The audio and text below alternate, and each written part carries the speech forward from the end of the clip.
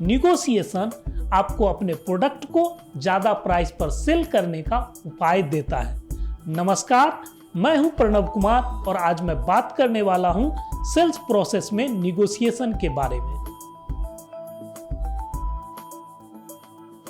Sales negotiation का मतलब है विन विन तरीके से सेल्स क्लोज करना। विन विन का मतलब है यह डील आपके लिए भी फायदेमंद हो और आपके कस्टमर के लिए भी। अगर डील होने के बाद आपके कस्टमर को यह एहसास होने लगे यह डील उसके लिए नुकसानदायक रहा तो वह डिससैटिस्फाइड हो जाएगा और भविष्य में आपके साथ कोई डील नहीं करेगा। वहीं दूसरी तरफ अगर ज्यादातर डील में आप लूजर साइड में रहते हैं तो आप अपने बिजनेस को ज्यादा दिनों तक कंटिन्यू नहीं कर पाएंगे। इसलिए यह बहुत जरूरी है कि ज्यादा से ज्यादा डील विन विन तरीके से क्लोज हो ताकि आप अपने कस्टमर के साथ long term profitable relation maintain कर सके। लेकिन सेल्स में ज्यादातर स्थिति में विन विन सिचुएशन नहीं बन पाता है। इसे एक उदाहरण के द्वारा समझते हैं। आप एक प्रोडक्ट बेच रहे हैं जिसका प्राइस है 1000 रुपया। आप उस पर 10% डिस्काउंट देना चाहते हैं, यानी आप 900 रुपया में इस प्रोडक्ट को आसानी से बेच सकते हैं। साथ ही आपके कंपनी का इंस्ट्रक्शन है कि किसी भी परिस्थिति में इसे 800 रुपये से कम में नहीं बेचना है, यानी इस प्रोडक्ट का बॉटम प्राइस 800 रुपये है। अगर कोई इससे नीचे प्राइस पर डील करने की बात करे तो वह डील छोड़ देना है। आप एक कस्टमर के पास जाते हैं, उसका नीड समझते हैं, सेल्स प्रेजेंटेशन देते हैं और उसे आपका प्रोडक्ट पसंद भी आता है, लेकिन वह कस्टमर आपको यह प्रोडक्ट 500 रुपये में देने के लिए बोलता है। साथ ही वह यह भी बोलता है कि वह इसके आगे एकदम नहीं बढ़ सकता है।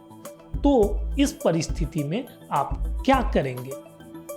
कंपनी के रूल के हिसाब से 800 रुपये से कम में इस प्रोडक्ट को सेल नहीं करना है। वहीं दूसरी तरफ अगर डील छोड़ देते हैं तो लीड जनरेट करने, अपॉइंटमेंट लेने, सेल्स प्रोसेस आदि में इन्वेस्ट किया हुआ टाइम बर्बाद हो जाएगा। इस परिस्थिति में अक्सर मन में यह ख्याल आता है कि क्यों ना बीच का कुछ सॉल्यूशन निकाला जाए। कस्टमर के मैक्सिमम ऑफर और बॉटम प्राइस के डिफरेंस को 2 भाग में डिवाइड करते हुए कस्टमर को 650 रुपये का ऑफर दे देते हैं।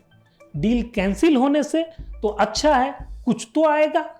लेकिन यह तरीका भी सही नहीं है। आपको कम मार्जिन में सेल करने की आदत लग जाएगी। आप कहीं जॉब कर रहे हैं तो आपको आपकी कंपनी ज्यादा दिनों तक ऐसा करने नहीं देगी।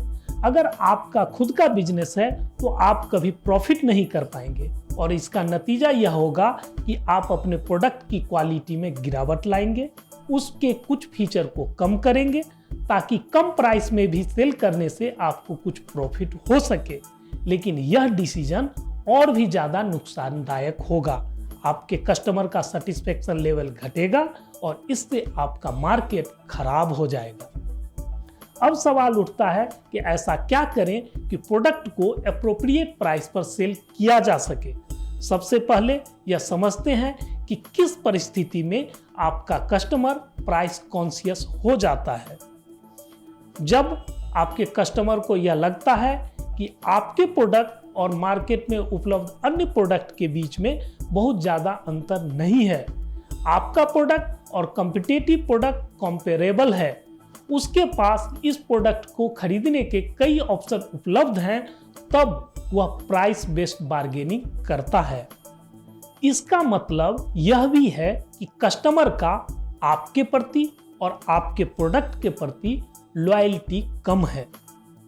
अगर आप उसके टर्म और कंडीशन पर एग्री नहीं करते हैं, स्पेशली प्राइस पर, तो वह दूसरे सेलर के पास मूव कर जाएगा।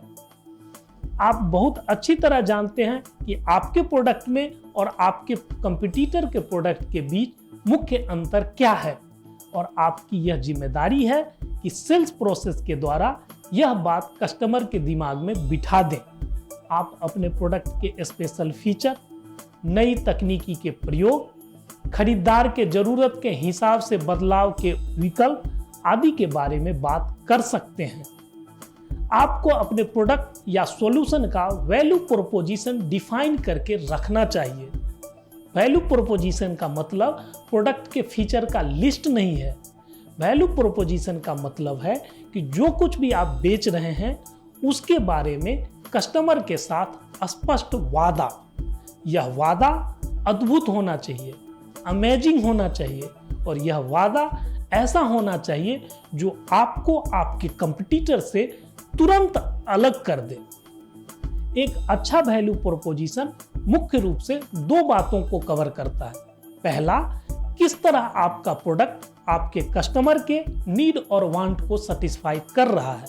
दूसरा, किस तरह आपका प्रोडक्ट मार्केट में उपलब्ध अन्य प्रोडक्ट से बेहतर है।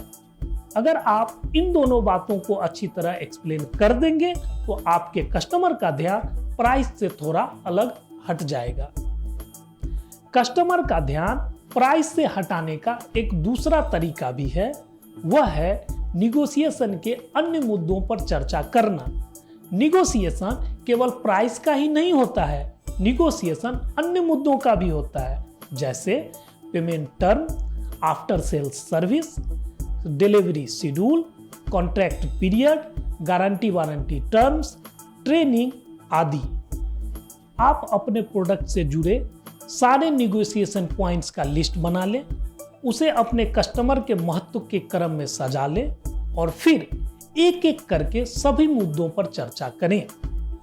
इस प्रक्रिया से भी आपके कस्टमर का ध्यान प्राइस से अलग होगा और आपको यह समझाने का मौका मिलेगा कि प्राइस ही सब कुछ नहीं है। एक बात आपको हमेशा याद रखना चाहिए कि अगर निगोशिएशन किसी एक मुद्दे के इर्द गिर्द होता है तो आप लूज जरूर करेंगे। आपकी यह जिम्मेदारी है कि निगोशिएशन के मुद्दों को बढ़ा दें। आपका कस्टमर हमेशा चाहेगा कि निगोशिएशन प्राइस के आसपास होता रहे, लेकिन आप उसे अन्य मुद्दों की तरह डाइवर्ट करते रहें। और सबसे अंत में आप अपने कस्टमर को यह भी समझा सकते हैं कि सेल्स प्रक्रिया में डील हमेशा विन विन सिचुएशन में क्लोज होना चाहिए, ताकि दोनों पार्टी के बीच long term profitable relation maintain रह सके। सेल्स कोई वन साइडेड गेम नहीं है। अगर आपको कुछ सेल करना है तो कस्टमर को भी कुछ सॉल्यूशन चाहिए। अभी हम निगोशिएशन के जिन तरीकों को समझे, उसे इफेक्टिव तरीके से इंप्लीमेंट करने के लिए यह जरूरी है कि आप निगोशिएशन की प्लानिंग अच्छी तरह से करें। आप निगोशिएशन की प्लानिंग मुख्य रूप से 4 स्टेप्स में कर सकते हैं। आप अपने प्रोडक्ट या सॉल्यूशन का वैल्यू प्रोपोजिशन तैयार कर लें, जिन मुद्दों पर निगोशिएशन करना है उसका लिस्ट बनाएं, इन मुद्दों को ग्राहक के महत्व के क्रम में सजा लें और फिर सभी महत्वपूर्ण मुद्दों के लिए एक सेटलमेंट रेंज डिफाइन करें। सेटलमेंट रेंज का मतलब है कि सभी मुद्दे के लिए maximum supportable position, list acceptable position और डील ब्रेकिंग पॉइंट डिफाइन करना। मैक्सिमम सपोर्टेबल पोजीशन का मतलब है कि आप अपना क्रेडिबिलिटी गंवाए बिना कितना ज्यादा डिमांड कर सकते हैं। लिस्ट एक्सेप्टेबल पोजीशन का मतलब है कि अगर उससे कम मिला तो डील विन विन सिचुएशन में क्लोज नहीं हो पाएगा। डील ब्रेकिंग पॉइंट वह सिचुएशन है जहां पर आप यह निर्णय ले लेंगे कि आपको डील नहीं करना है।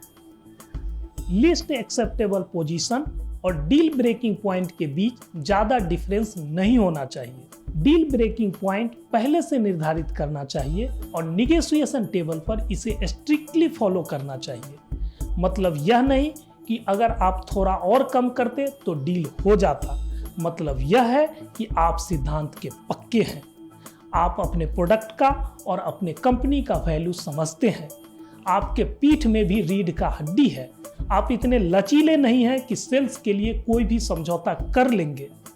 अपने कॉन्फिडेंस को बढ़ाने के लिए ब्रेकिंग पॉइंट पर आकर डील छोड़ना जरूरी है। आप बहुत ही सावधानी के साथ ब्रेकिंग पॉइंट डिफाइन करें और बाद में कभी भी उससे पीछे नहीं जाएं। दोस्तों, आज के वीडियो में हमने सीखा कि निगोशिएशन का मतलब है विन विन सिचुएशन में डील क्लोज करना और एक अच्छा निगोशिएशन करने के लिए यह जरूरी है कि निगोशिएशन केवल प्राइस के आधार पर ही नहीं किया जाए बल्कि अन्य मुद्दों के आधार पर भी किया जाए। आज के वीडियो में बस इतना ही। फिर मिलते हैं अगले वीडियो में एक नई जानकारी के साथ। तब तक के लिए इजाजत दीजिए। धन्यवाद।